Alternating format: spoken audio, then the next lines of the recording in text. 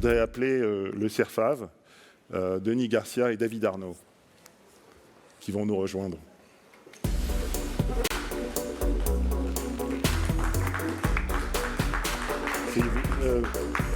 David, est-ce que tu peux te pousser un peu? Mais bien sûr.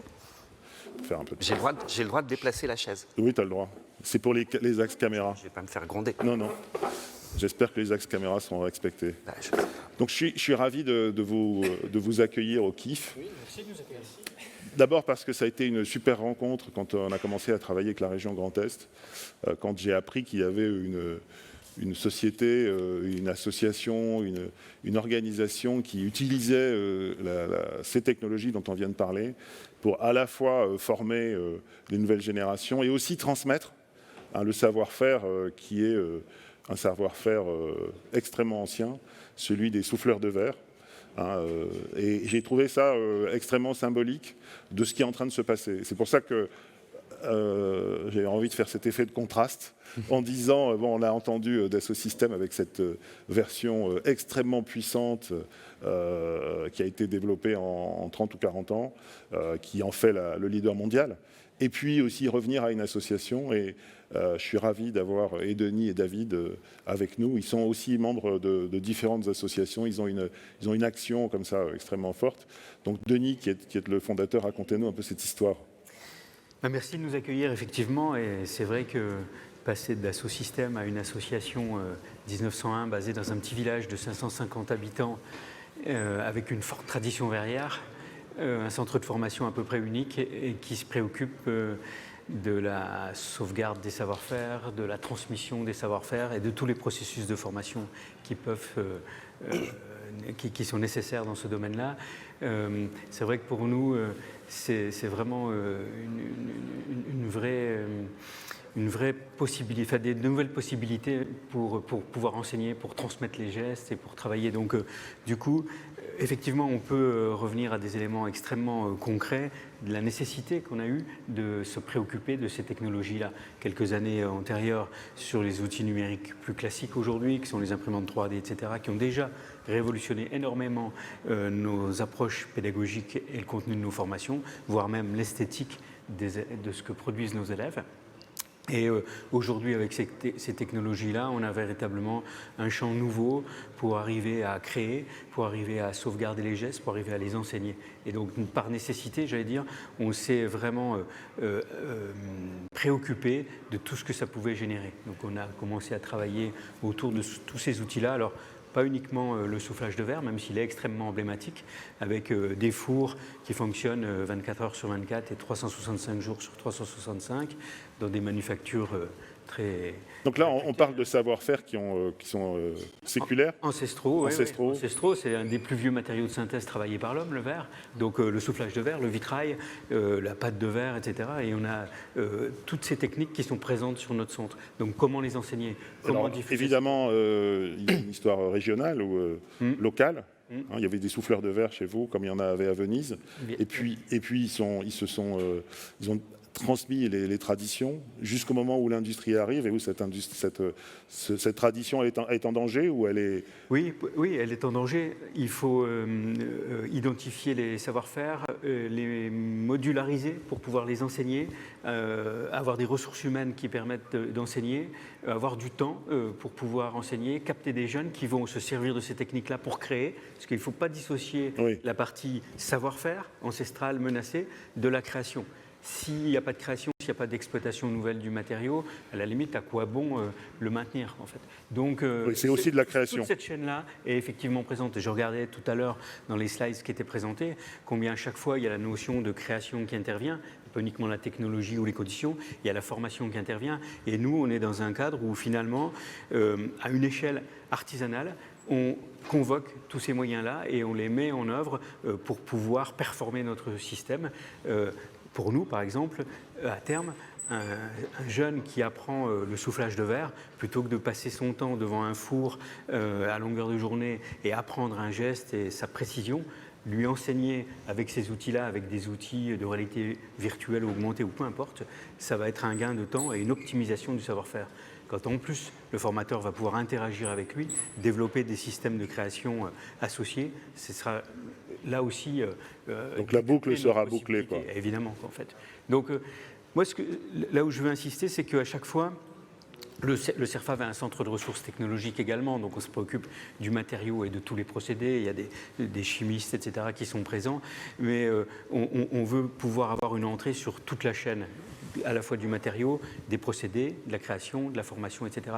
Mais à chaque fois, on agit par nécessité. C'est-à-dire que notre préoccupation, c'est de se dire comment l'utilisateur va se servir de ces outils-là, comment le formateur lui-même va intégrer ça dans ses propres modules pédagogiques et de quoi a-t-il besoin, quel retour il va faire avec ses propres élèves. Et à chaque fois, on a cette préoccupation-là.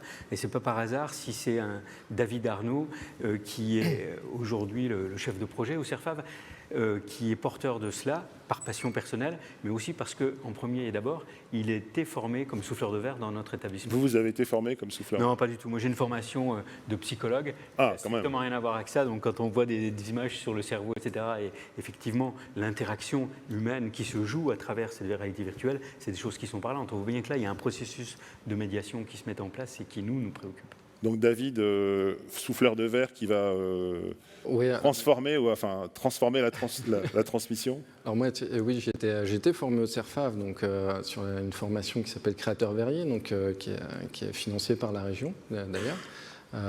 Donc moi j'ai un background d'école d'art, donc d'ailleurs ici à l'École supérieure d'art de Lorraine, donc moi je suis resté quand même ici sur un espace assez local, et donc j'étais formé au CERFAV et après différents parcours un peu particulier, voilà, je me suis retrouvé à travailler pour le CERFAV avec Denis sur un projet très particulier qu'on a créé au sein du CERFAV qui s'appelle le projet Ghost.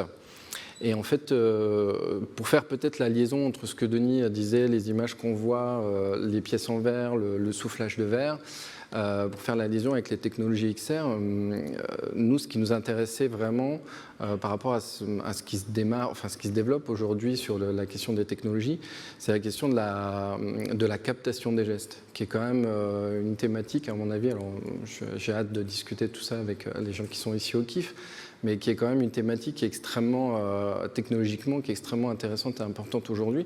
Et surtout pour nous et pour quelqu'un comme moi qui a, dans la réalité, alors je ne pose pas vraiment les deux, réalité virtuelle et réalité, mais pour quelqu'un... Donc tu es déjà dans le métaverse en fait? Ouais, on va dire ça peut-être. Non mais c'est une vraie question. Pour toi, tu ne poses pas la réalité virtuelle? Non, en fait, et nos étudiants non plus. C'est une nouvelle génération qui est finalement née avec tous ces outils. Oui, et puis qui découvre ça. Moi, cette année, on a réalisé des formations. Alors, on n'est pas sur le système de Dassault, mais on a travaillé avec Medium pour de la sculpture virtuelle, pour produire des objets 3D qui vont être ensuite produits en réalité en verre. Et en fait, les étudiants avec qui j'ai travaillé, pour eux, à aucun moment ils se posent la question. C'est un nouveau média. C'est un peu, nous, on a de la cire, on a de on a de l'argile, la pâte à modeler, de la pâte à modeler. Et ben eux, en fait, ils voient ça comme un outil en plus. Ils voient ça en plus. Donc, ils font les deux. C'est pas parce qu'on va aller vers une technologie XR ou un outil comme ça qu'on va abandonner le passé, ce qu'il y avait avant. Non, en fait, ils vont se servir des deux. Et donc pour revenir au projet Ghost, moi, ce qui m'intéressait aujourd'hui, c'était de pouvoir utiliser ces technologies-là pour sauvegarder le patrimoine. Ça, c'était la première idée. Enfin, en tout cas, pour pouvoir capter les gestes. Donc, Donc là, on est bien dans ce dont parlait tout à l'heure David, c'est la mémorisation.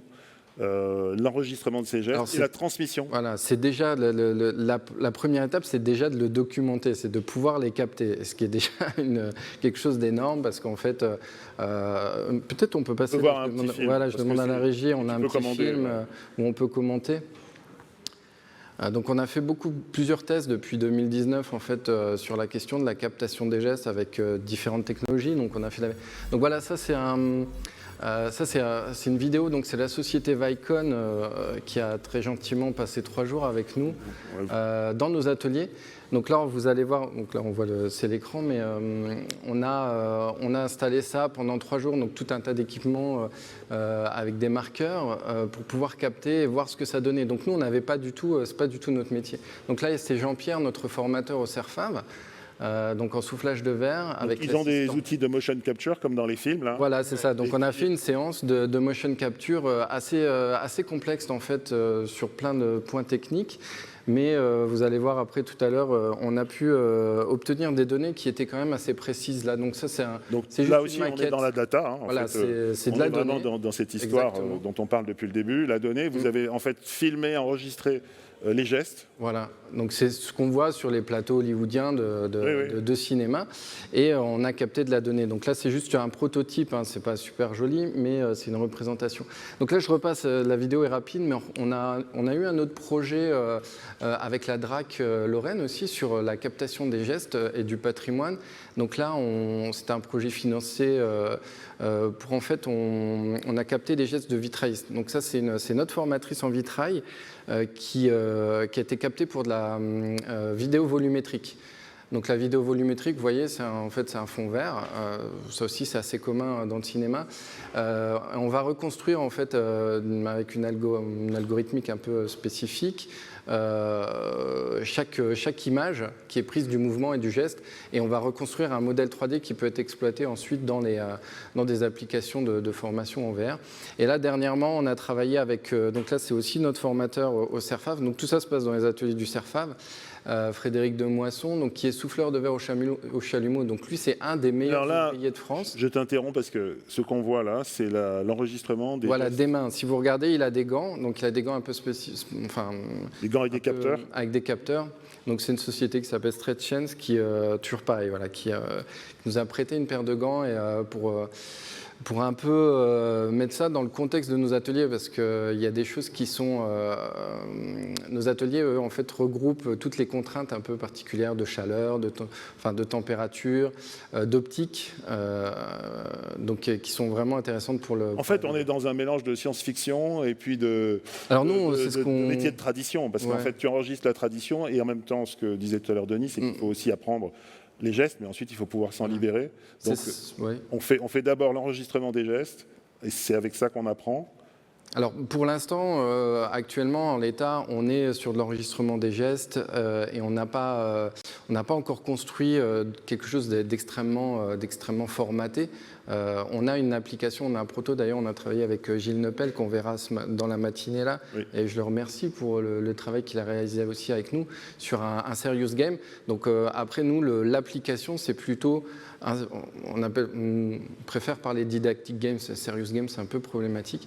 Mais voilà, on a réalisé un serious game dans lequel on va pouvoir voir en fait les séquences de vidéo volumétrique que vous avez vues sur le vitrail. Donc c'est un outil qui va être utilisé dans notre centre de formation directement. On a fait des premiers playtests avec nos apprentis, donc qu'ils utilisent avec des casques de réalité virtuelle, et ça permet de transmettre un savoir.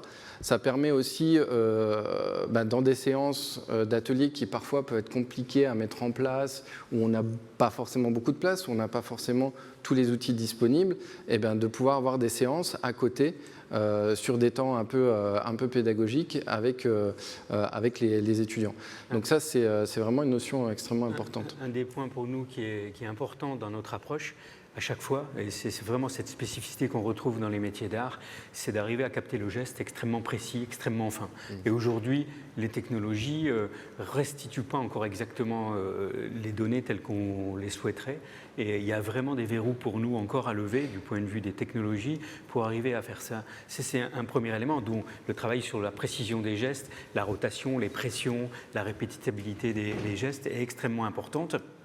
Et puis, aussi, les autres éléments sur lesquels nous, on a à se préoccuper, puisque nos fondamentaux, c'est bien la formation, c'est d'apprendre avec ces technologies-là, apprendre nos formateurs à apprendre avec ces outils-là et de faire en sorte qu'ils aient une attention eux-mêmes à l'exploitation de données numériques, de technologies XR, d'éléments de la réalité augmentée, etc.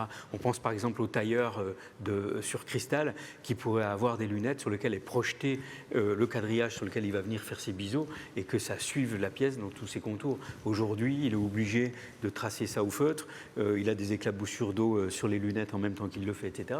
Et tout ça, c'est des éléments qui vont nous permettre d'aller progressivement vers le secteur de l'industrie qui se dit aujourd'hui, mais les gestes sur lesquels vous travaillez nous préoccupent. Ce n'est pas exactement les mêmes, mais on a les mêmes problématiques chez nous pour qu'un opérateur change un moule sur une production qui est en cours. Donc tous ces éléments-là sont vraiment des enjeux fondamentaux. Merci.